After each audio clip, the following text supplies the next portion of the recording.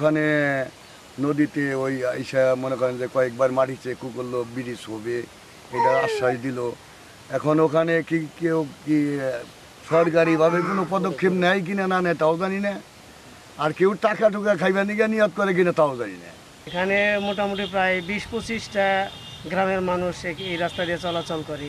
অনেক এমপি, অনেক চেয়ারম্যান আসছে, সবাই এই রাস্তা সংশোধন করে দিব, ভালো করে দিব, মেরামত করে দিব বলছে, কিন্তু কখনো কেউ এই রাস্তা মেরামত করে দেয় নাই। আমরা এই রাস্তাটা নিয়ে খুব কষ্টে আছি। রুগী নিয়ে গেলে রাস্তায় অনেক সময় ডেলিভারি হয়ে যায়, এবং অন্য রুগী নিয়ে গেলে রাস্তায় রুগী মাঝপথে মারাও যায়। এই রাস্তাঘাটে চলাচলে খুবই অসুবিধা। আমরা রাস্তাটা সংস্কার চাই। আছে এই নদীটা বছরে 9 মাস পানি থাকে, 3 মাস আমরা শুকনা পাই, তারপরেও রাস্তা ভালো না।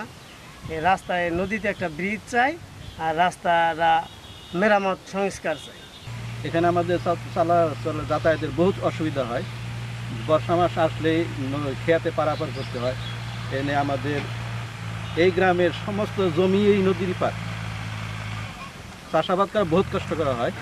এখানে যখন ইলেকশন আসে, সব ইউনিয়ন পরিষদের চেয়ারম্যানরাই বিভিন্ন রকমের আশ্বাস দিয়ে থাকে যে তারা নির্বাচিত হলে আমাদের এই নদীর উপর ব্রিজ বানিয়ে দেবে।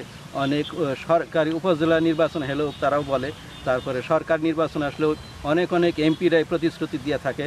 বিগত আওয়ামী লীগ সরকার যে 15 বছর 17 বছর ক্ষমতায় ছিল, তারাও এর জন্য কোনো কাজ করে যায়নি।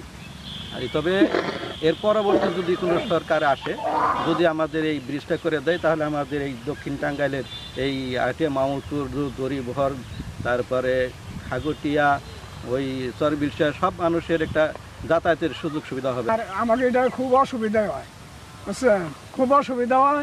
এমনি মানুষের চলাফেরা করা হারে না, নৌকা ছাড়া যায় হারে না, বুঝছেন, এই লোক কথা।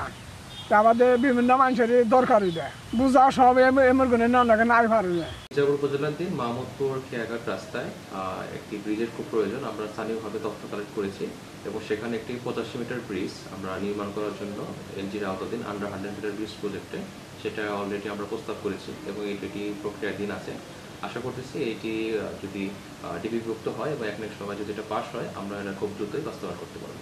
এবং দেখা যাচ্ছে যে ওই ব্রিজটা বাস্তবায়ন করার পরে ব্রিজের সামনে যে বিভিন্ন গ্রামগুলো আছে তার একটি সংযোগ সড়ক করা প্রয়োজন। সেই সংযোগ সড়কগুলো আমরা প্রয়োজনে আইআইটিবি টাঙ্গাইল প্রজেক্ট আছে, আমাদের এমআইটিবি প্রজেক্ট আছে, সেই সকল প্রজেক্ট থেকে আমরা বাস্তবায়ন করার চেষ্টা করব।